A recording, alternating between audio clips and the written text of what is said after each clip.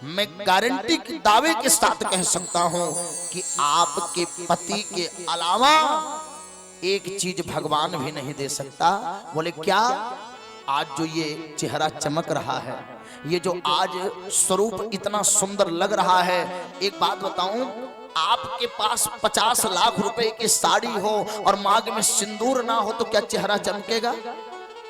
बोलिए, चेहरा चमकेगा? 100 रुपए की साड़ी हो और मांग में सिंदूर हो, हाथ में मेहंदी हो, पांव में महावर हो और एक छोटा सा टिकिया मंगलसूत्र का हो, तो बताइए आपका शरीर सुंदर लगता है कि नहीं लगता है? बोलिए। इस नाते कभी गुस्से में आकर के आजकल कुछ कुछ माताएं कहती है, अरे तू मरी जा तो तुहार हम मुंह न देखी। बोलो, हम तो तुहार मरले दिन तक मुंह न देखी। एक बात बताइए, जिसका ऐसा दिन आया है उस महिलाओं से जरा जाकर के पूछना कि एक पति के बिना कितना कष्ट होता है उन्हें। पति बिन दुख है इस जीवन का, पति बिन विपत हजार, बिना पति सूना है संसार। और एक बात बता दूं, जब कोई अच्छे कार्य घर में होते हैं तो लोग कहते हैं कि भैया कोई सुहागिन बुलाना, तो उस दिन उस महिला के दिल से पूछना जिसका पति छोड़ करके चला गया है, तो वो अपने हृदय पे हाथ रख करके कहते कि हे भगवान, क्या आज मैं इस लायक नहीं हूं कि किसी शुभ अवसर पर जाकर के शामिल हो सकती हूं। साहब, भगवान ना करें कि हमारे समाज में किसी बहन का मांग उजड़े, हम भगवान ना करें किसी भाई की पत्नी उसका साथ छोड़ करके जाए, क्योंकि ये जीवन का सबसे बड़ा दुख होता है। लेकिन मां कही आज आपने बहुत गलत किया। राजा दशरथ पहुंचे और जाकर के कहते हैं कि हे तुरी साने पर सत पाने पति ही निवारई, मानहु सरोस भुवंग भामिन विषम बात उचारई। बाबा जी लिखते हैं, राजा दशरथ ने पूछा क्यों रूठ गई? कई क्यों रूठ गई? आहा, बाबा जी लिखते हैं कि जैसे राजा दशरथ ने माता कैकेयी जी को छुआ, मानहु सरोस भुवंग भामिन, अगहन के महीने में, ध्यान दीजिएगा, शरद की पूर्णमासी को जब ओस पड़ता है धरती पर तो उस समय कोई नागिन घास में छिप करके बैठी रहती है, रात भर ओस पीती है, और उसी समय किसान का पांव उसके ऊपर पड़ जाए और उस दिन अगर नागिन डस ले तो उसको भगवान भी बचाने वाले नहीं है। तो जैसे वो शरद की पूर्णिमा की नागिन होती है ना, उसी नागिन के समय फुफकार करके माता कैकेयी बैठ गई। मानव सरोस भुवंग भामिन विषम भात उचारे। किसी ने कहा कि गोस्वामी जी, ये राम की माँ है, इनको आपने सर्पिणी का उपमा क्यों दिया? तो कहा कि जब सर्पिणी गुस्से में आती है तो अपना ही बच्चा खा जाती है, अपने ही अंडे को खा जाती है, वैसे आज माता कैकेयी क्रोध में आई हैं, अपने राम को वन में भेजेंगी और अपने पति को स्वर्ग में भेजेंगी। तो सर्पिणी से ज्यादा उपमा हमको कुछ अच्छा नहीं लगा। बोलो सच्चिदानंद भगवान की जय। अब देखो बाबा जी लिखते हैं, बार बार कहुराओ सुमुख सुलोचन पिक बचन, कारण मोहि सुनाओ गजगामिन निज कोप कर। अच्छा ईमानदारी से बताइए, कोई बूढ़ा आदमी, अच्छा राजा दशरथ की उम्र है 60,000 वर्ष की, अब आप अगर ऐसे मान लो कोई 60 साल का बुजुर्ग अपनी पत्नी से कहे हे सुलोचन, तो 60 साल की उम्र में ये नेत्र सुंदर रहता है? बोलो, 60 साल की उम्र में बुढ़िया माता का नेत्र सुंदर रहेगा? चश्मा लग जाता है। बोलो हाँ जी कि ना जी। और राजा दशरथ कह रहे हे सुमुखी, हे सुंदर मुख वाली। अब बताओ, जब चेहरे पर झुर्रियां पड़ गई, अभी बुढ़ऊ दादा क्या कह रहे हैं, हे सुंदर मुख वाली। अब 60 साल की उम्र में कौन सुंदर मुख वाली रहेगी? ईमानदारी से बताओ, है? हे सुंदर नेत्र वाली, हे पिक बचन, हे कोयल जैसी बोलने वाली। अच्छा एक बात बताओ, जब कोई 60 साल का होता तो कोयल जैसा बोलता है हो कि कौवा जैसा? बोलो, हमारे गांव के क्षेत्र के लोग क्या कहते हैं, लगता है बहू सठियाई। क्या कहते हैं? लगता है ये बुढ़िया सठियाई गई है। वो लोग कहते हैं कि नहीं कहते हैं? अब 60 साल की उम्र में वाणी कोयल जैसी निकलेगी कि कौवा जैसे? आकर के अपने आवेश में कहा, कहीं रंग कहीं कहीं करऊं नरेशो, बता किसको राजा बना दूं, बता किसको घर से निकाल दूं। कई माँ ने कहा लगता है अब लाइन पे आ रहे हैं, क्योंकि हमको तो यही करवाना है ना, राम को बनाना है रंक और भरत को बनाना है नरेश, और राजा दशरथ कहीं रंग कहीं कहीं करऊं नरेशो, किसको रंक बना दूं किसको राजा बना दूं। किसने तेरा अहित किया बता, भामिनी भयउ तोरे मन भावा, भामिनी भयउ तोरे मन भावा, भामिनी भयउ तोरे मन भावा। तू रोज कहती थी कि कभी राम को युवराज बना दीजिए और हम दोनों वन में चल करके भजन करें। आज वो दिन आ गया, मेरा राम गद्दी पर बैठने वाला है। अच्छा तू रूठी क्यों, मुझे पता चल गया। जब कोई रानियां सुनती हैं कि राज में बड़ा कुछ कार्य होने वाला है तो रूठना इनका स्वभाव होता है। जैसे मान लो घर में ब्याह पड़े तो माताएं कहती हैं अब की तो देवरू हम कनों वाला लेंगे आपसे, अब की बचोगे नहीं, अब की तो हम गले वाला लेंगे, अब की तो हम बनारसी साड़ी लेंगे, अब की तो हम ये वाला सूट लेंगे। तो अच्छा तुम भी नाराज इसीलिए हो कि कुछ तुमको हमने पूछा नहीं क्या चाहिए क्या चाहिए।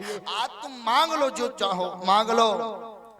पाते राख नहीं मांग्यो काऊ और बिसर गयो मोर स्वभाव।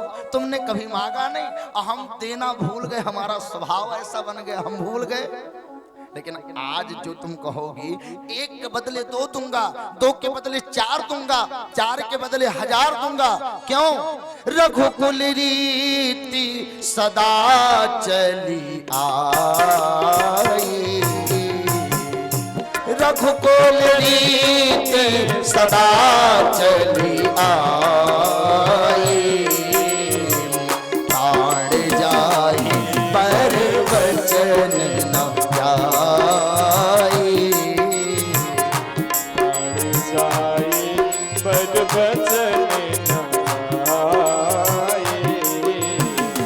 नहीं असत्य समपातक पुंजा, नहीं असत्य समपातक पुंजा, गिरी सब होई कि कोटि के गुंजा,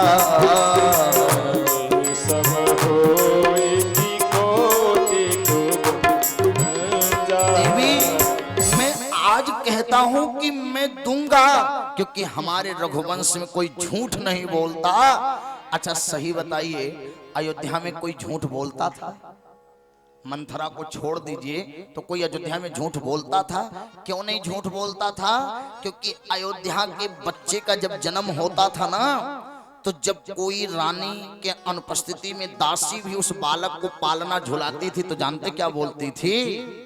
नहीं असत्य समपात कपुंजा, नहीं असत्य समपात कपुंजा।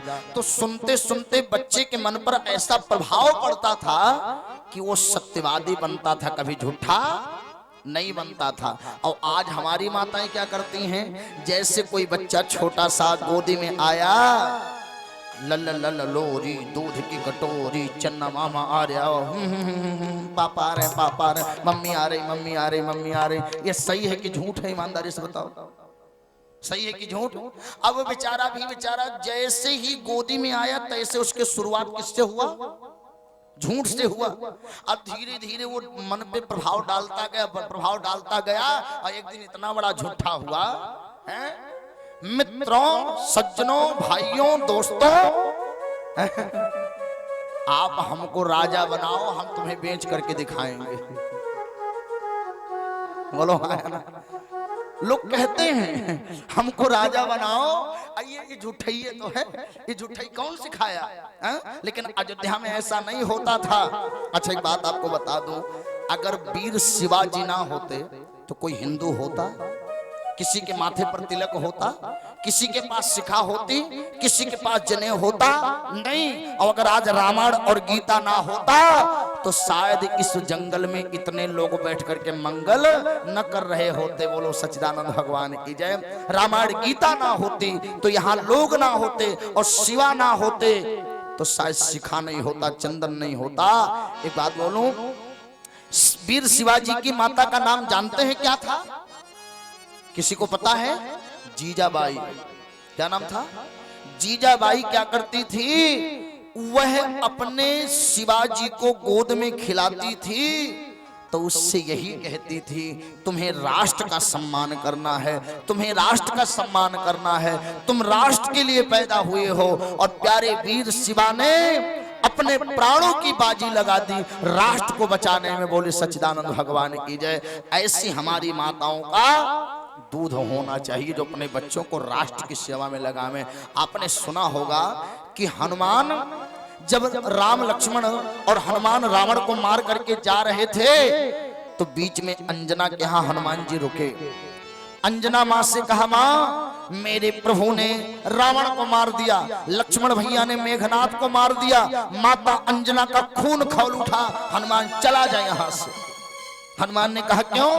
कि अगर मैंने तुझे अपना दूध पिलाया होता तो राम को तू बैठा देता और तू रावण को मार करके आता और कहता कि मैं राम को बैठा करके रावण को मार करके आया, तब मैं समझती कि तूने मेरा दूध पिया है। तो लक्ष्मण जी मन ही मन मुस्कुरा करके बोले, देखो अपने बेटे को कितना प्रशंसा। मालूम पड़ता सारा रामायण अगर ये ना होते तो कोई करता नहीं। माता समझ गई और तुरंत अपने दूध को महाराज छोड़ा और वो दूध महाराज ऐसा गिरा जैसे कोई पर्वत से टकरा करके महाराज जो नदी की धारा आती है ना, इतना तेज धारा हुआ कि लक्ष्मण जी ने अपना कान बंद कर लिया।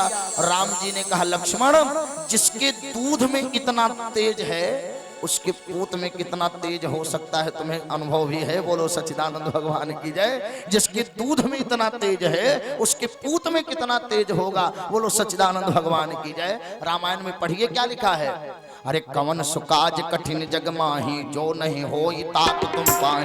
कवन सुकाज कठिन जग माही कवन सुकाज कठिन जग माही जो नहीं हो ही तात तुम पाई। जो नहीं हो ही तात तुम पाई। हनुमान जी के पास ऐसा कोई काम नहीं है जो नहीं हो सकता। बोले हनुमान जी महाराज की जय। अब प्यारे जब इस प्रकार से कहा तो माता जी ने कहा कि आप तो कहते हो बार बार कहो कबहू देहु न लेऊ, इतने दिन से कह रहे हैं दूंगा दूंगा दूंगा, लेकिन आज तक कभी ना तो दिया और ना कभी पूछा। राजा दशरथ बोले कि कहता हूं नहीं आज मैं ये बात आन की, अब खाता हूं तेरे सामने सौगंध राम की। खाता हूं तेरे सामने सौगंध राम की। खाता हूं तेरे सामने सौगंध राम की। खाता हूं तेरे सामने सौगंध राम की। राजा दशरथ ने कहा मैं सौगंध खाता हूं उस राम की कि जो तू मांगेगी वो दूंगा। अब ध्यान दीजिएगा कि माता जी अपने शरीर का इतना सुंदर श्रृंगार की और श्रृंगार करके बैठ गई। अब जरा यहाँ ध्यान लगाइएगा, बैठ गई। बाबा लिखते हैं भिल्लन जिस छाणन चाहत बचन भयंकर बाज। जैसे कोई बहेलिया जाल बिछावे और इसलिए बिछावे कि इसमें हम फंसाएंगे पंछी, बस उसी प्रकार से राजा दशरथ को फंसाने के लिए माता कैकेयी जी ने श्रृंगार किया और राजा दशरथ उसमें क्या हुआ, जोर से बोल, उसमें फंस गए राजा दशरथ। जैसे किसी गांव में एक गुरुजी थे, जैसे मान लो यही जहां हम रहते वहीं उनका कुटी था, तो एक बहेलिया आ रहा था तोतों को लेकर के। तो महात्मा ने कहा भैया बहेलिया तोता लेकर कहां जा रहे हो? बोले हम इनको मारेंगे। महात्मा ने कहा भैया मारो मत, जितना का तुम्हारा तोता वो पैसा हमसे ले लो, लेकिन इसको मत मारो। बहेलिया ने दे दिया। बोले क्यों फंस गए थे? कहा कि बहेलिया ने जाल बिछाया था, कहा हमसे एक मंत्र याद कर लो जीवन में नहीं फंसोगे। सब तोता बैठ गया। महात्मा बताने लगे देख बहेलिया आएगा, जाल बिछाएगा, दाना डालेगा, हम नहीं फंसेंगे। जब महात्मा सिखाने लगे तो एक बार सिखाए, 2 बार सिखाए, तीसरे बार में जानते क्या हुआ? जैसे इन्होंने कहा बहेलिया, तब तक तोता बोला आएगा आएगा, जाल बिछाएगा, दाना डालेगा। अब एक शब्द ये बोलते तब तक ये दूसरा बोल जाता, बोले सच्चिदानंद भगवान की जय। महात्मा ने कहा जा बेटा, अब कभी नहीं फंसेगा। अभी बेचारा जंगल में गया, एक वृक्ष पर बैठा, बहेलिया आएगा, जाल बिछाएगा, दाना डालेगा, हम नहीं फंसेंगे। बहेलिया आएगा, जाल बिछाएगा, दाना डालेगा, हम नहीं फंसेंगे। अब जितने तोता थे सब रट लिए, बहेलिया आएगा, जाल बिछाएगा, दाना डालेगा, हम नहीं फंसेंगे। और तब तक एक बहेलिया आया और सब देख रहे हैं बहेलिया आ रहा है और गा रहे हैं बहेलिया आएगा, दाना डालेगा, जाल बिछाएगा, हम नहीं फंसेंगे। बहेलिया जाल बिछा दिया, फिर ये कह रहे हैं बहेलिया आएगा। उसने जाल बिछा करके सोचा खाली बिछाना है, फंसेंगे को नहीं। तो उसका मित्र बोला सब फंसेंगे, देखते रहो। बोले सच्चिदानंद भगवान की जय। अब ये बोलते बोलते आए बैठे और जैसे आकर के बैठे तो बहेलिया ने सोचा कहाँ एक के लिए तरसते थे, कहाँ इतना समूह मिल गया। और जब लेकर के जाने लगा उसी रास्ते से, महात्मा जी ने कहा बहेलिया ये तोते कहाँ पाए? कहा महाराज ये सब बहेलिए, ये तोते बगल वाले जंगल के हैं। महात्मा ने देखा अपना चेला सबसे आगे फंसा है, बोले सच्चिदानंद भगवान की। महात्मा ने कहा बेटा तुम फंस कैसे गए? कहा गुरुजी आपका वचन सच्चा नहीं कच्चा। कहा क्यों? आपने कहा था बहेलिया आएगा, जाल बिछाएगा, दाना डालेगा, हम नहीं फंसेंगे, फिर भी हम फंस गए। महात्मा ने कहा पहले ये बताओ मंत्र हम क्या बोले थे? बहेलिया आएगा, बोले आया कि नहीं आया था? जाल बिछाएगा, हाँ बिछाया भी था। दाना डाला, हाँ हाँ डाला था। तो तुमने क्या कहा था? हम नहीं फंसेंगे, फिर क्यों फंस गए? इसका मतलब तुम तोते हो, रटकर बैठे हो, लेकिन जैसे बहेलिया आएगा फंस जाओगे। बोली सच्चिदानंद भगवान की जय। राजा दशरथ भी ऐसे जाल में फंस गए। और उसके बाद माता कैकेयी कह रही हैं क्या? सुनहु प्राणपति भावत जी का, मांगहु एक देहु एक बर भर तहि का।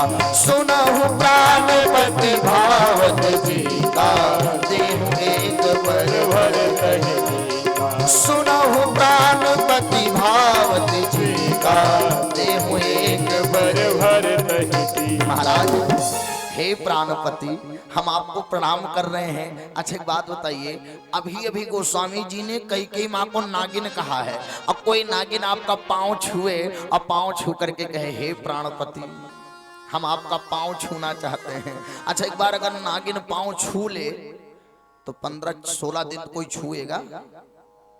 बोलो। एक बार अगर नागिन किसी का पांव छू ले, सांप किसी का पांव छू ले, तो फिर 15-16 दिन कोई पानी पिएगा? ईमानदारी से बताओ, क्योंकि वो किसी छूने लायक बचेगा नहीं। और माता कह रही हे प्राणपति, जो प्राण लेने वाली है वही क्या कह रही? हे प्राणपति। आहा, राजा दशरथ से हाथ जोड़ करके कह रही देहूं एक बर भर तहि टीका। राजा दशरथ बोले कैकेयी कितनी समझदार है, ये कह रही है कि भरत को युवराज बनाओ और राम को राजा बनाओ। भरत युवराज बन जाए, राम राजा बन जाए, फिर हम दोनों वन में चल करके भजन करें। बोले सच्चिदानंद भगवान की जय। बहुत अच्छी बात, बहुत अच्छी बात। तब तक दूसरा वर मांगा, मांगहु दूसर अबर कर जोरी, अपुरवहु नाथ मनोरथ मोरी। हम आपके हाथ जोड़ते हैं, दूसरा वर मांग रहे हैं, हमारी इच्छा जरूर पूरा करना। बोले क्या? बोले तापस वेश विशेष उदासी, 14 बरस राम बनवासी, 14 बरस राम बनवासी।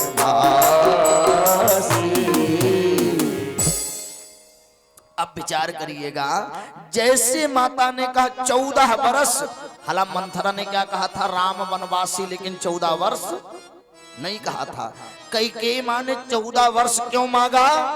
अब यहाँ जरा कैकेयी माँ का थोड़ा सा महत्व आपको बता दूं कि कैकेयी माँ ने 14 वर्ष इसलिए मांगा क्योंकि आज से रावण की आयु केवल 14 वर्ष थी। इस नाते माता कैकेयी ने कितना दिन का मांगा वरदान? 14 वर्ष का। दूसरा कारण, अयोध्या के गद्दी की सीढ़ियां हैं 14 है, तब जाकर के सिंहासन पड़ता है। तो मानो माता कैकेयी कहती हैं कि राम, ये वन में तुम्हारी परीक्षा है, एक एक सीढ़ी पे चढ़ने के लिए एक एक वर्ष तक तुम्हें परीक्षा देनी पड़ेगी, क्योंकि तुम अयोध्या के राजा नहीं, तुम पूरी दुनिया के राजा बनोगे। इस नाते तुम 14 सीढ़ी जब पार करोगे तब अयोध्या की गद्दी पर बैठोगे। बोले सच्चिदानंद भगवान की जय। और तीसरा, जब सीता जी देख रही थी कि राम जी धनुष तोड़ने वाले हैं, तो सीता जी ने मनौती किया था कि अगर आपके गले में मैं माला पहनाऊंगी तो 14 साल तक हम दोनों वन में भजन करेंगे। ये बात किसी को नहीं पता था, लेकिन कैकेयी को पता था। इस नाते 14 वर्ष राम वनवासी। और चौथी बात, मंथरा ने कहा भयउ पाख दिन सजत समाजू, तो बोले एक दिन छोड़ करके एक एक दिन के बदले एक एक वर्ष का वनवास। इस नाते एक दिन छोड़ दिया जाए तो 15 में एक निकालो, कितना बचेगा? 14, यानी 14 वर्ष राम वनवासी। अब इतने लोग बैठे, कहो तो एक बात बता दूं, राज की बात। ये कैकेयी ने राम जी का वनवास मांगा क्यों? क्योंकि एक बार जब माता कैकेयी राम जी को अपने गोदी में बैठा करके दूध भात खिला रही थी, ध्यान से सुनना, क्या कर रही थी? दूध भात खिला रही थी। राम जी दूध भात खा रहे हैं और तभी राम जी को जम्हाई आ गई। राम जी को जम्हाई आई और जैसे राम जी को जम्हाई आई, राम जी का मुंह खुला तो माता देख रही, अनेकों ब्रह्मा, अनेकों शिव, अनेकों विष्णु, सब देखते देखते देखते देखते तब तक माता कैकेयी देख रही हैं कश्मीर, क्योंकि कैकेयी माँ कहाँ की रहने वाली थी? इतने लोग रामायण पढ़ते सुनते हो, कैकेयी माँ कहाँ की रहने वाली थी? ईमानदारी से बताओ, जानते हो? कैकेयी देश कहाँ है? कश्मीर। कश्मीर की रहने वाली माता कैकेयी। और माता कैकेयी ने देखा राम जी के मुख में कि एक नारी अपने पति के साथ जा रही है। रावण आया, रावण उस नारी से कहा तू मेरी पत्नी बन जा। नारी ने कहा कि मैं पतिव्रता हूं, मैं तेरी पत्नी नहीं बन सकती। रावण ने कहा कि पटरानी बना दूंगा, मेरी पत्नी बन जा। लेकिन उस नारी ने कहा मैं तेरा प्रस्ताव स्वीकार नहीं करती। रावण ने कहा कि मेरे साथ चल, तुझे अपने मंदोदरी के स्थान पर बैठाऊंगा। लेकिन नारी ने बात नहीं माना, और जब नारी ने बात नहीं माना तो रावण निकाला तलवार, बोले बड़ी पतिव्रता बनती है, तेरे पति को मार दूंगा तब तू मेरे साथ चलेगी। और जैसे महाराज तलवार उठा करके उसके पति को मारना चाहा, माता कैकेयी का भुजा फड़क उठा, मेरा धनुष बाण लाओ, अभी राम जाकर के रावण को मारती हूं। तब तक राम जी ने अपना मुंह बंद कर लिया। माता जी ठहर जाओ, ठहर जाओ, क्या बात हो गई, क्या बात हो गई? बेटा अभी अभी मैंने ये देखा है। राम जी ने कहा माता तो एक बात बताओ, तुम चाहती हो कि रावण मर जाए? कहा कि बेटा रावण मर जाए उसके लिए मुझे कुछ भी त्याग करना पड़े, मैं त्याग करूंगी, लेकिन रावण मरना चाहिए। बोले सच्चिदानंद भगवान की जय। तो कहा कि माँ अगर तुम रावण को मरना देखना चाहती हो तो मुझे एक वचन दो। कहा क्या? कहा कि जब मेरी पिताजी मुझे राजगद्दी पर बैठाना चाहें, उस दिन तुम पिताजी से मेरे लिए 14 वर्ष का वनवास मांग लेना, और मैं तुम्हें वचन देता हूं अगर तुम मुझे वन में भेजोगी तो मैं रावण को मार करके तुम्हारी इच्छा को पूर्ण करूंगा। बोले सच्चिदानंद भगवान की जय। ये मैं आपको वचन देता हूं। राम जी ने कैकेयी माँ से कहा था। कैकेयी माँ ने कहा कि बेटा मुझे अपना सिंदूर त्याग करना पड़ेगा। राम जी ने कहा माँ एक क्षत्राणी के लिए प्रजा से बढ़कर के कुछ नहीं होता। अगर तुम्हारे एक सिंदूर त्यागने से हमारे राष्ट्र की सभी महिलाओं के मांग में सिंदूर बचा रहे तो क्या तुम्हें अपना सिंदूर अच्छा लगेगा? कैकेयी माँ ने कहा राम मैं तुम्हें वचन देती हूँ, मेरा सिंदूर रहे या मेरा सिंदूर जाए, लेकिन इस राष्ट्र की किसी महिला की मांग में सिंदूर नहीं जाना चाहिए, क्योंकि रावण जैसे पापियों का अंश हो जो माताओं की मांग का सिंदूर कभी उजाड़ ना पावे। बोले कैकेयी माता की। बताओ ऐसा कोई त्याग करेगा? बोले अपने पति को त्याग करके जो राष्ट्र की सुरक्षा करे, ऐसा त्यागी कोई होगा पूरी दुनिया में? ईमानदारी से बताइए, होगा ऐसा कोई त्यागी? और आगे बढ़िए, क्या कि जब कैकेयी माँ ने वरदान मांगा तो अकेले राम का वरदान नहीं मांगा, तापस वेश विशेष, विशेष में से भी हटा दीजिए तो क्या बचेगा? विशेष में से भी हटा दीजिए तो क्या बचेगा? शेष। और शेष कौन है? लक्ष्मण। यानी कैकेयी मां कहती है कि केवल राम का वनवास नहीं, लक्ष्मण का वनवास चाहिए, क्योंकि राम अकेले रहेंगे तो हार जाएंगे, लक्ष्मण शक्ति बनकर के साथ जाएगा तो हमारे राम का कोई कभी बुरा कोई नहीं कर पाएगा। इस नाते तापस वेश बोले सच्चिदानंद भगवान की। अब तीसरी बात सुनिए, क्या? उदासी में उपसर्ग है ऊ। अच्छा, उदासी में से ऊ हटा दीजिए तो क्या बचेगा? उदासी में से ऊ हटा दीजिए क्या बचेगा? दासी। और राम जी की दासी कौन है? जोर से बोलो, राम जी की दासी कौन है? सीता। इस नाते कहा कि सीता भी वन में जाएगी, क्योंकि अगर सीता नहीं जाएगी तो रावण हरण किसका करेगा? और अगर रावण हरण किसका नहीं कर पाएगा तो रावण का मरण कैसे होगा? इस नाते तापस वेश विशेष उदासी, और 14 वर्ष राम वनवासी। वनवास मांग लिया। और राम जी को जब पता चला तो राम जी ने कैकेयी माँ को प्रणाम करके कहा, माँ दुनिया में अगर मेरी कोई अच्छी माँ है तो तू है। मैं तुझे माँ नहीं मानता हूँ, मैं तुझे जननी मानता हूँ, क्योंकि कौशल्या माँ ने जन्म दिया, अयोध्या का राजकुमार बनाया, लेकिन तू बन दे रही है ना, तो मैं तो अयोध्या का नहीं पूरी दुनिया का राजा बनने वाला हूँ। बोले सच्चिदानंद भगवान की जय, बोली कैकेयी मैया की जय। अब जब राम जी को वन जाने की तैयारी हो गई तो ध्यान दीजिएगा, जानकी को पता चला, जानकी को पता चला, माता कौशल्या के पास गई, माँ मेरे प्रभु वन जा रहे हैं, मैं भी वन को जाऊंगी। कौशल्या मैया ने कहा कि अभी अभी राम आया था, मैंने राम से पूछा कि राम वन में जा रहे हो, अगर तुम्हें राजा ने बन दिया है तो मैं एक महारानी होने के नाते जाकर के उस वचन को वापस करवा दूंगी। लेकिन जब राम ने कहा कि माता जी का भी इच्छा था तो मैंने कहा, तो जब कैकेयी माँ ने कहा है तो राम बन जाओ, लेकिन हे जानकी तू मत जा। कहा माँ शरीर से प्राण अलग कर दो, कहा नहीं हो पाएगा। जल से मछली अलग कर दो, कहा नहीं हो पाएगी। कहा चंद्रमा से चांदनी अलग कर दो, कहा नहीं हो पाएगी। सीता ने कहा माँ जब ये 3 कार्य नहीं हो सकता तो सीता राम से अलग कैसे होगी? इस नाते मुझे राम के साथ बन जाने दीजिए। बोले सच्चिदानंद भगवान की। सीता जी तैयार हो गई बन जाने के लिए, राम जी के पास आई, राम जी से कहा कि मैं भी बन चलूंगी।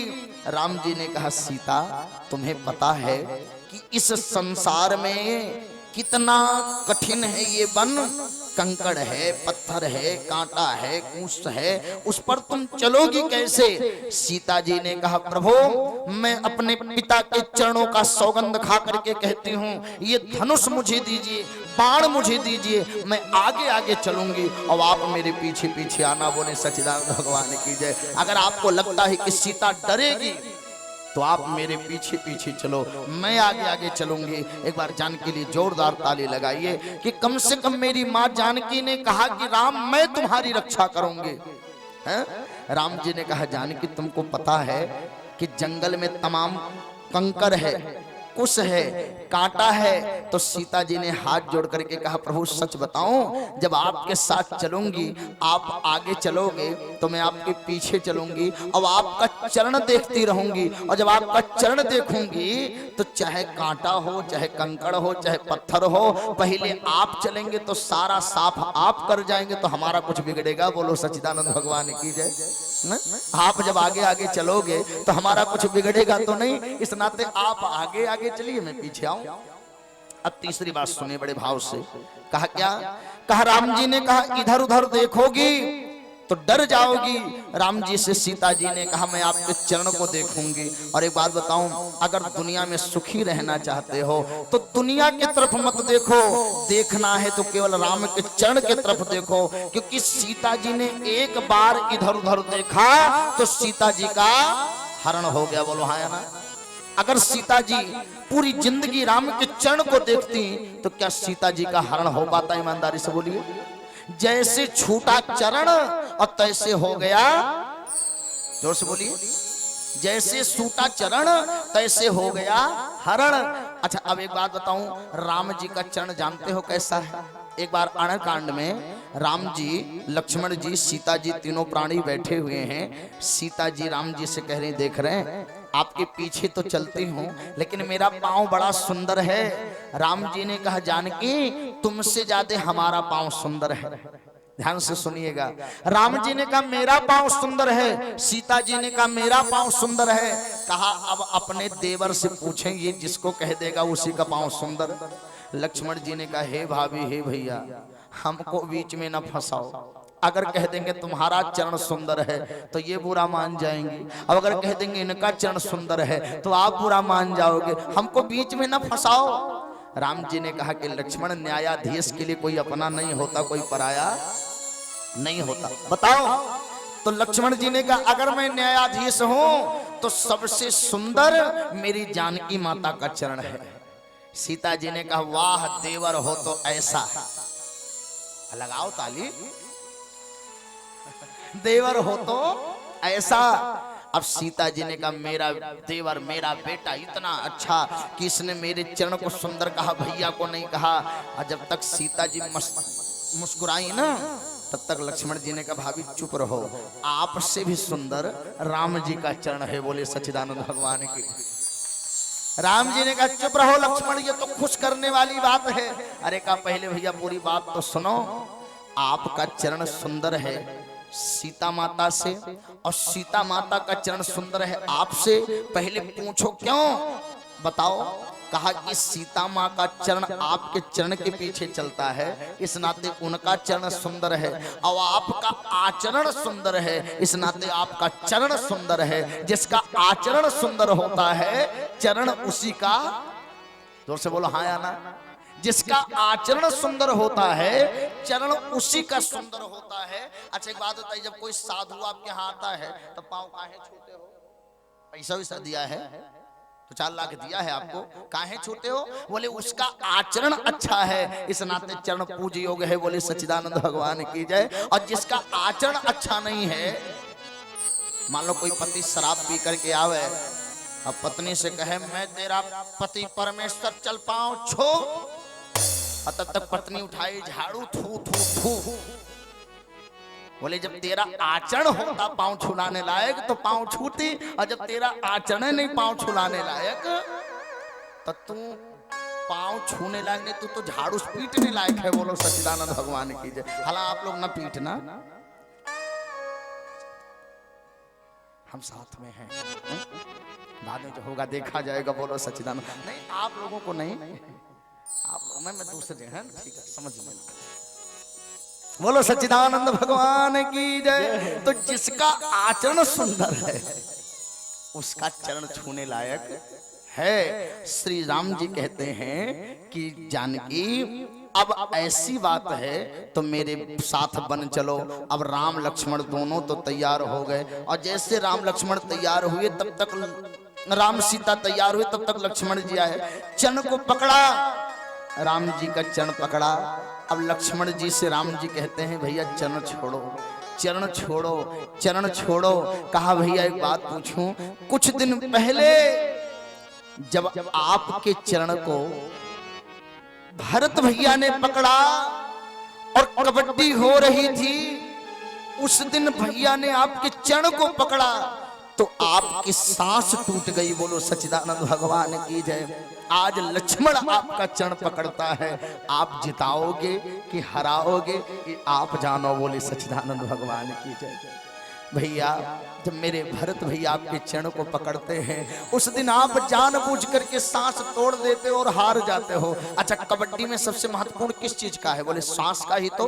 कबड्डी कबड्डी कबड्डी कबड्डी कबड्डी कबड्डी, और जब तक सांस चल रहा तब तक कबड्डी कबड्डी कबड्डी, और नहीं तो बेचारे बाहर। बोलो सच्चिदानंद भगवान की जय। हमारे यहाँ का राष्ट्रीय खेल क्या है पता है? क्या है? अच्छा कोई बताओ एक बार। हॉकी। और हमारे यहाँ का राष्ट्रीय खेल कबड्डी है। बोलो सच्चिदानंद भगवान की। क्या है? कबड्डी है। ये तो क्रिकेट उर्केट अब जल्दी से शुरू हुआ, नहीं तो हमारे यहाँ भरत जी और राम जी क्या खेलते थे? कबड्डी खेलते थे। बोलो सच्चिदानंद भगवान की जय। लक्ष्मण जी ने चरण पकड़ा, नहीं छोड़ूंगा जब तक आप मुझे जिता नहीं दोगे। राम जी ने कहा लखन, घर पे पिताजी हैं, माता जी हैं, प्रजा है, सबकी सुरक्षा तुम्हारे ऊपर है, क्योंकि भरत शत्रुघ्न ननिहाल में है, पिताजी मूर्छित अवस्था में है, माताएं कुछ कर नहीं पाएंगी, क्योंकि जिनका प्राण से प्यारा बेटा वन को जा रहा हो, माताएं कुछ कर नहीं पाएंगी। लक्ष्मण घर की जिम्मेदारी तुम्हारे तरफ है।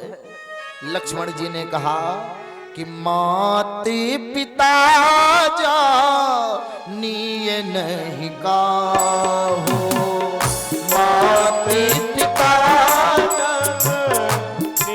नहीं काहो, कहूँ स्वभाव नाथ पतियाओ, कहूँ स्वभाव नाथ पतियाओ, मोरे सबही एक तुम स्वामी, मोरे सबही एक तुम स्वामी, दीन बंधु रे अंतर्यामी, मोरे सबही एक तुम स्वामी, दीन बंधु रे अंतर्यामी। राम जी ने कहा भैया, लक्ष्मण जी ने कहा भैया मात पिता जानिए नहीं काहूं। राम जी ने पूछा लक्ष्मण तुम माता को नहीं जानते, पिता को नहीं जानते, गुरु को नहीं जानते, क्यों? कहो तो बता दूं।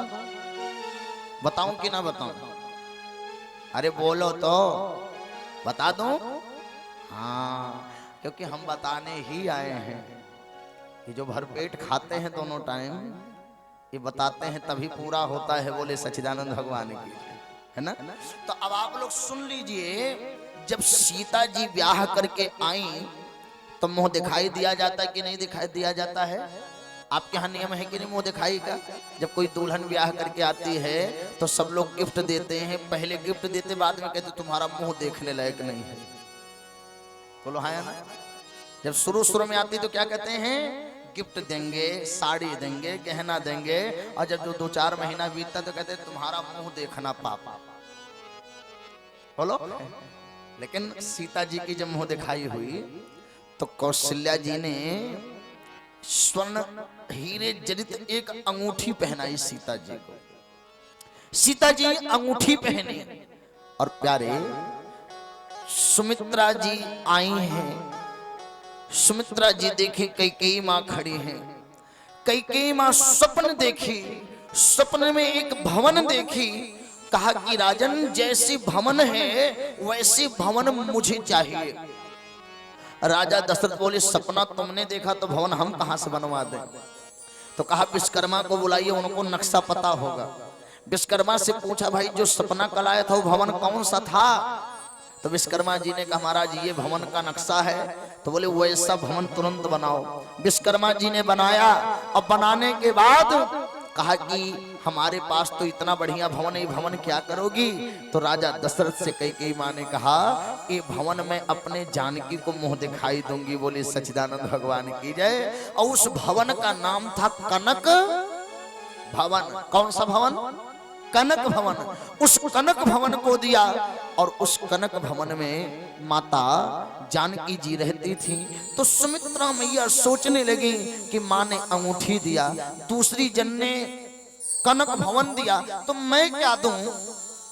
तो उन्होंने अपने लक्ष्मण को बुलाया और कहा, जानकी, हर नारी जब ब्याह करके आती है तो उसके मन में एक इच्छा होती है कि मेरे गोदी में एक बेटा जरूर हो। और सीता, ये सौभाग्य अब तुम्हें कितने दिन बाद मिले मैं नहीं जानती, लेकिन आज मैं अपने लक्ष्मण को तेरा बेटा बनाती हूँ। आज से लक्ष्मण मेरा बेटा नहीं, आज से लक्ष्मण तेरा बेटा है। बोले सच्चिदानंद भगवान की जय। और उसी दिन लक्ष्मण जी ने जब सुना कि ये मेरी माता है और राम मेरे पिता हैं, तो आज वही बात कहते कि मात पिता जानिए नहीं काहू।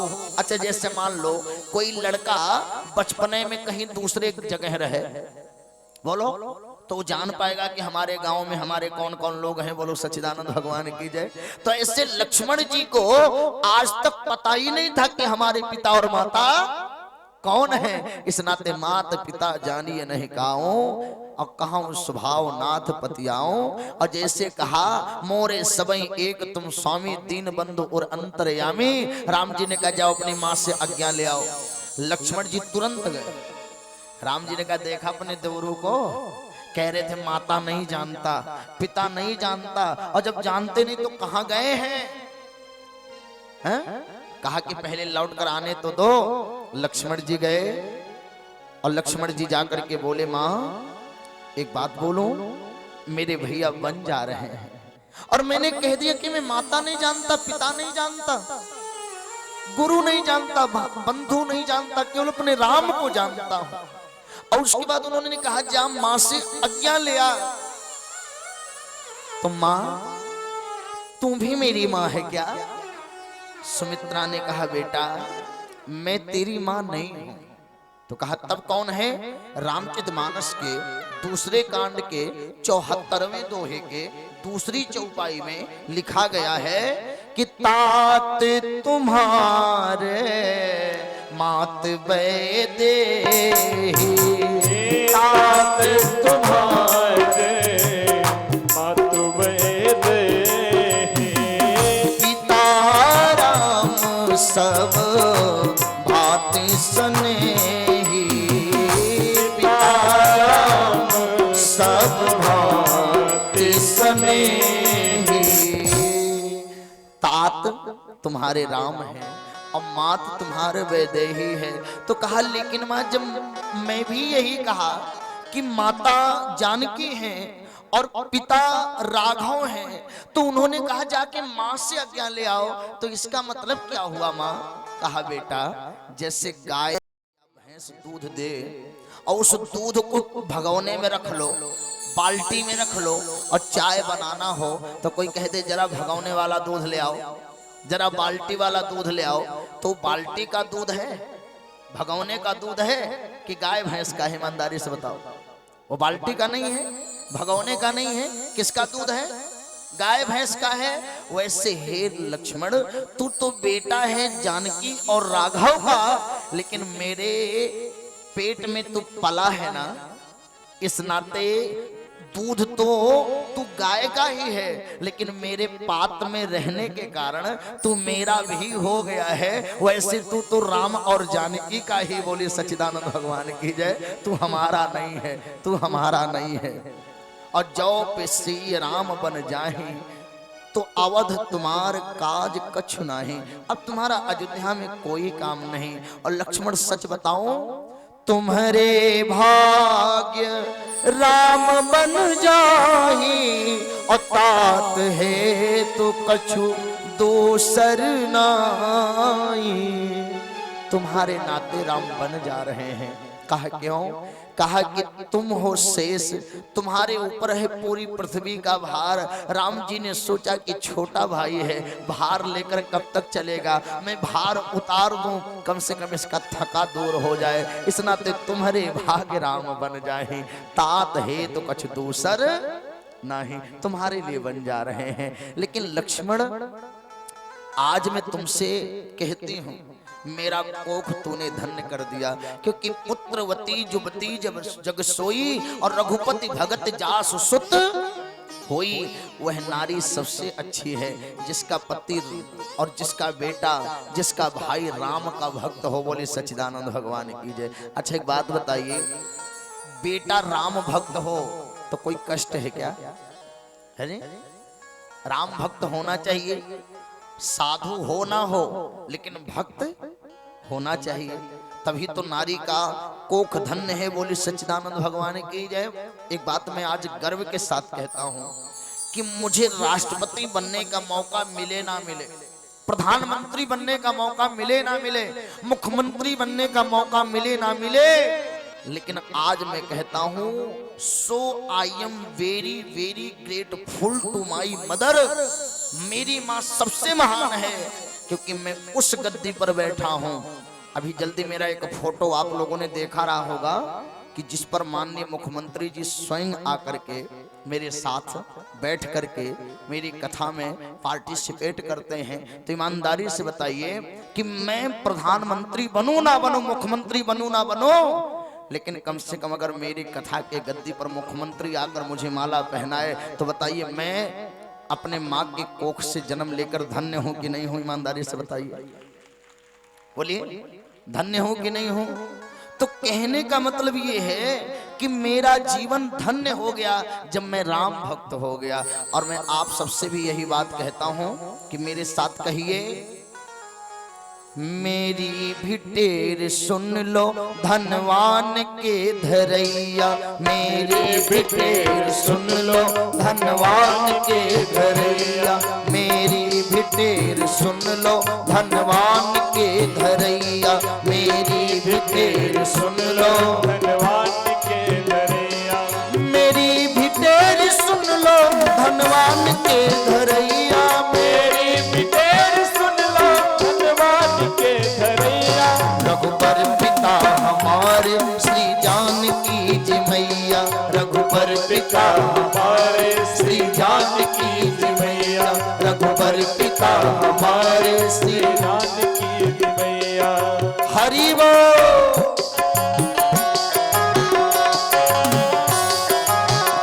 बोलो श्री सीताराम भगवान की।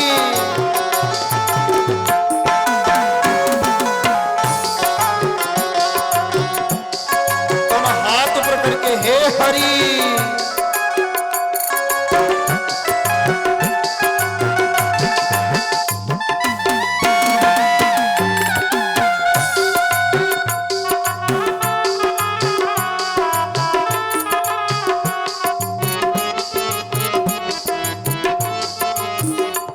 प्रतिकूलता के काफी तूफान उठ रहे हैं, प्रतिकूलता के काफी तूफान उठ रहे हैं, प्रतिकूलता के काफी तूफान उठ रहे हैं, प्रतिकूलता के काफी तूफान उड़ रहे हैं।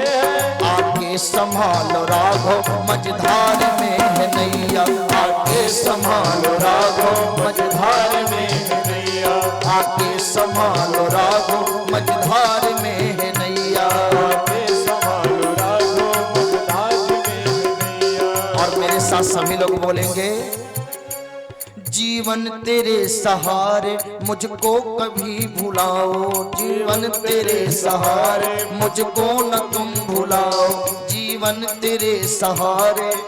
किसका किसका जीवन भगवान के सहारे है? ध्यान से सुनिएगा। 11:18 हो चुका है, ठीक है? 11:18 हो चुका है। अब कुछ देर की कथा और है। बोलो सच्चिदानंद भगवान की। अब ज्यादा समय नहीं, अब बहुत ज्यादा कथा का समय होगा, केवल 10 मिनट और है। बोलो सच्चिदानंद भगवान की जय। इस नाते प्रेम के साथ कितना बज रहा है? 10:20 कितना हो रहा है? कितना हो रहा है? 10 मिनट कथा और चलेगा 11 बजे तक में। हम देखना चाहते थे कि लोग अब घड़िए ताकि हे भगवान इतना बीत गया, हम बैठे का है, हमको तो भागना चाहिए। उठाओ हाथ।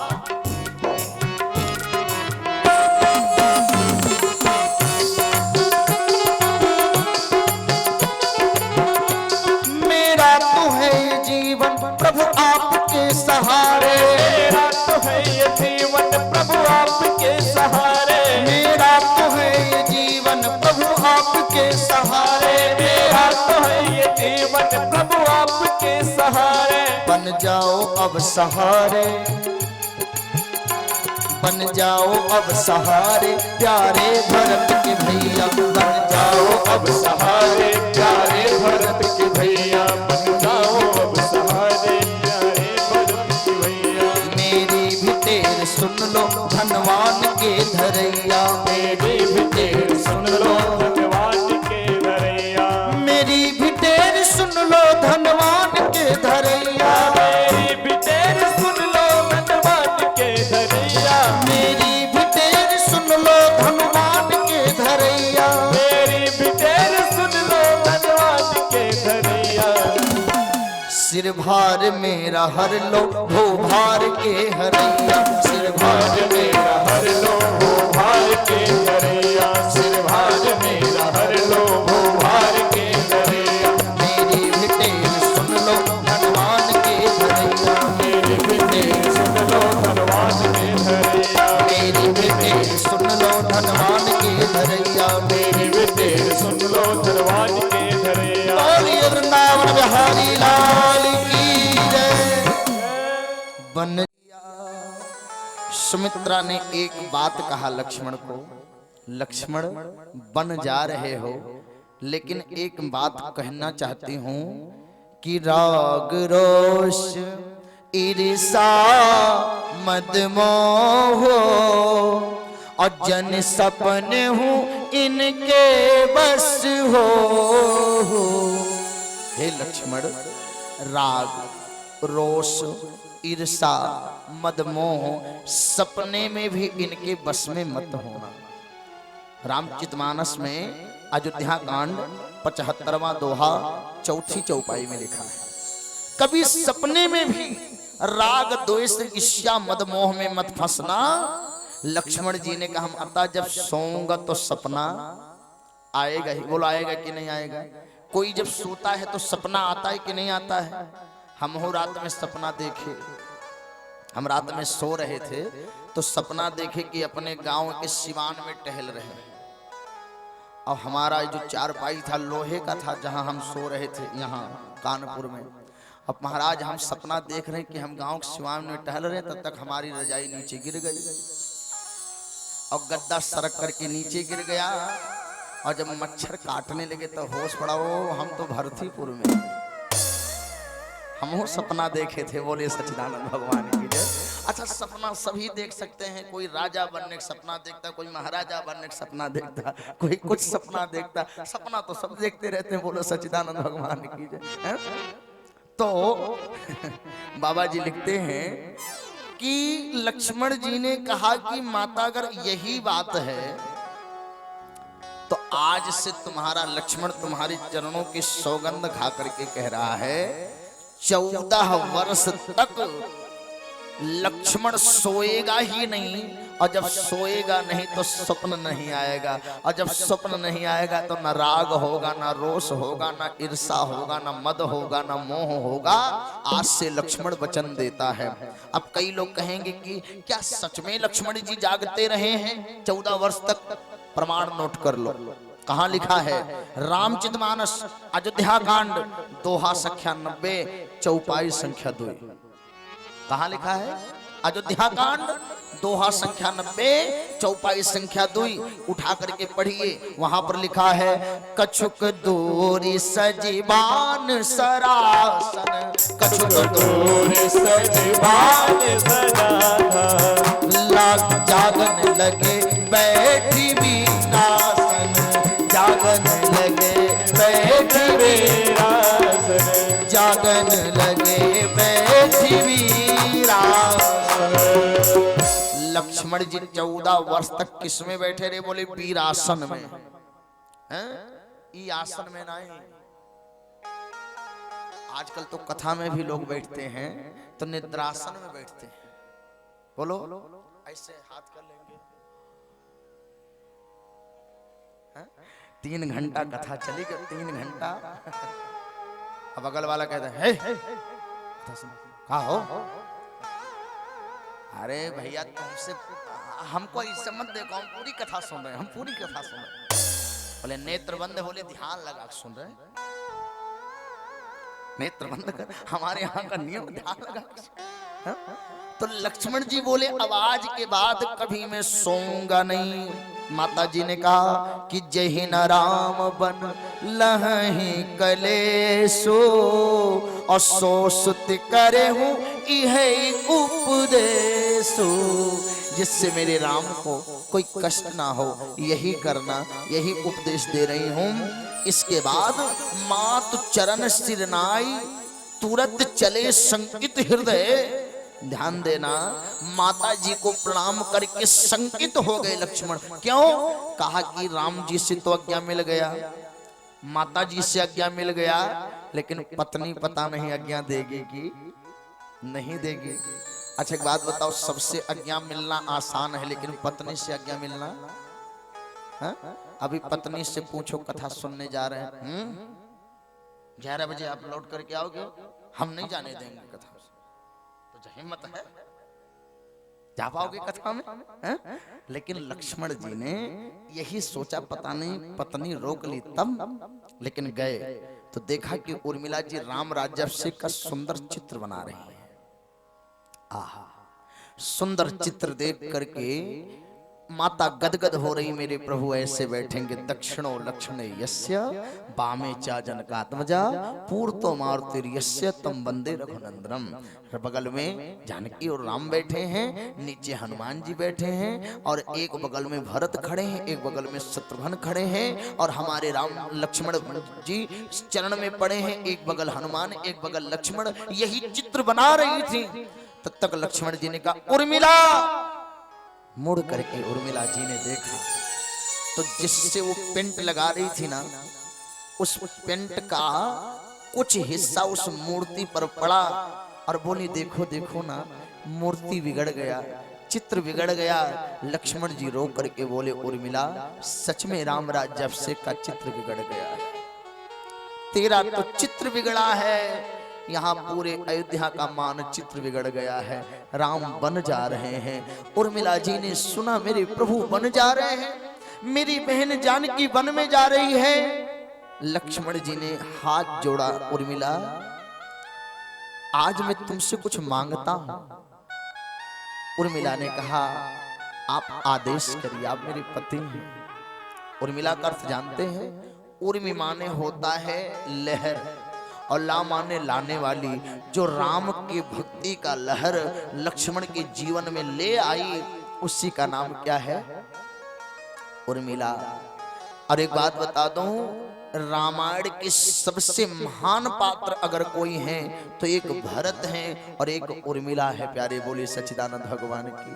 क्योंकि जानकी तो राम के साथ है, लक्ष्मण तो राम के साथ है, लेकिन प्यारे भरत 14 वर्ष तक वन में, राम जी हैं तो कभी राम जी के भैया भरत घर में नहीं रहे, वो भी गड्ढा खोद करके उसमें रहते थे। और महाराज गाय के मूत्र से, गाय के गोबर से जो जौ निकलता था, गाय के मूत्र में पका करके उसको भरत जी खाते और राम राम कह करके पड़े रहते। और उर्मिला माने नींव रामायण की। अच्छा एक बात बताइए, मकान दिखता है, रंगोली दिखती है, रंग रोगन दिखता है, लेकिन कभी मकान के नींव को कोई देख पाता है क्या? अच्छा अगर मकान का नींव अच्छा ना हो तो सारे मकान को ढहते जाते समय नहीं लगेगा। तो उर्मिला इस मकान की नींव है। रामायण राम आयन, राम के घर की नींव अगर कोई है तो माता उर्मिला है। प्यारे उर्मिला माँ ने कहा जाइए, आप जा रहे हैं तो मेरे प्रभु की सेवा करना। मैं तो दुर्भाग्यशालिनी हूं कि मैं कभी अपने प्रभु की सेवा करने नहीं जा सकती, लेकिन प्रभु आपको मौका मिला है, आप जाइए। और ये उर्मिला आपको वचन देती है कि जब 14 वर्ष के बाद लौटिएगा तो ऐसे ही मैं आपको मिलूंगी जैसे आज हूं। दीपक जलाया है, आरती किया है, और कहा कि जब तक आप लौट करके नहीं आएंगे ये दीपक बुझने नहीं पाएगा। और सच बताऊं, 14 वर्ष तक उर्मिला दीपक जलाती रही और जब लक्ष्मण को शक्ति बाण लगा था ना, हनुमान जी आए थे, सारी कथा को बताया। उस समय पूरा अयोध्या रो रहा था। लक्ष्मण ने कहा था कि उर्मिला, अगर तू मुझे सच में प्रेम करती है, तो मेरी सच में पत्नी है, तो एक वचन देना, 14 वर्ष तेरी आंख में आंसू नहीं आने चाहिए। उर्मिला ने कहा, प्रभु आप चिंता ना करें, मेरे जीते जी आपको कभी कोई कष्ट नहीं होगा, मेरी आंख में आंसू नहीं आए। लक्ष्मण जी जाने लगे और प्यारे जब हनुमान जी आए थे ना, मां रो रही थी, भरत जी रो रहे थे, सब रो रहे थे, लेकिन उर्मिला नहीं रो रही थी। हनुमान ने कहा कि अरे उर्मिला, तेरे पति को शक्ति बाण लगा है, तो रो नहीं रही है। तो जानते हैं उर्मिला ने कहा क्या? कहा शक्ति बाण अगर लक्ष्मण को लगा होता तो लक्ष्मण रो रहे होते, सो नहीं रहे होते हैं? अच्छा एक बात बताइए, अगर किसी को कांटा चुभ जाए तो रोएगा कि सोएगा? तो कहा रो कौन रहा है? कहा राम। तो कहा जाकर के देखना, उन्होंने सोचा होगा कि युद्ध का मैदान बड़ा भयावह है, युद्ध में तमाम प्रकार से विपरीतीकरण होगा, तमाम प्रकार से दुख होगा मेरे लक्ष्मण को, तो कम से कम इतने दिन से जाग रहा है, इसी बहाने थोड़े दिन सो लेगा ना, तो एक नई चेतना के साथ युद्ध मैदान में जाएगा। इस नाते अपने ऊपर उस शक्ति का बाण ले लिया, अपने रो रहे हैं और मेरे लक्ष्मण सो रहे हैं। बोले सच्चिदानंद भगवान की जय। और एक बात और बताऊं, अगर आपको लगता है कि सच में मेरे लक्ष्मण को कुछ हो जाएगा, तो अभी उर्मिला है, धनुष पर बाण चढ़ा करके जाएगी और मेघनाथ का शीश काट करके लंका से लेकर के आएगी। ये उर्मिला वचन देती है आपको। बोले सच्चिदानंद भगवान की जय। आज रामायण में 3 महिलाओं का चरित्र देखने को मिल रहा है। एक माता कौशल्या, पति बूढ़ा है, पति दुखी है। क्या कौशल्या मैया राम से प्रेम नहीं करती? बोलो, करती हैं। लेकिन कौशल्या मैया ने एक बार नहीं कहा कि राम मैं तेरे साथ वन में चलूंगी। क्यों नहीं कहा पता है? क्योंकि एक नारी का कर्तव्य होता है बुढ़ापे में अपने पति का साथ देना, और एक पति का कर्तव्य होता है बुढ़ापे में अपने पत्नी का साथ देना। क्योंकि आज की बहुएं, आज के बेटे ऐसे हैं ना कि जब सब छोड़ देते हैं तो पति पत्नी जो जिंदगी भर लड़ते हैं वही अंत में एक दूसरे के साथी बनते हैं। क्योंकि कभी कभी बड़े बड़े मकानों में एक बुजुर्ग अपनी पत्नी के सहारे अपनी पूरी जिंदगी काट लेता है, क्योंकि उससे मिलने वाले पड़ोसी भी नहीं आते। बोलो सच्चिदानंद भगवान की जय। इसी नाते किसी ने कहा है कि जो बीत गए फिर वो जमाने नहीं आते। इस गीत के बाद कथा विश्राम होगा। जो भी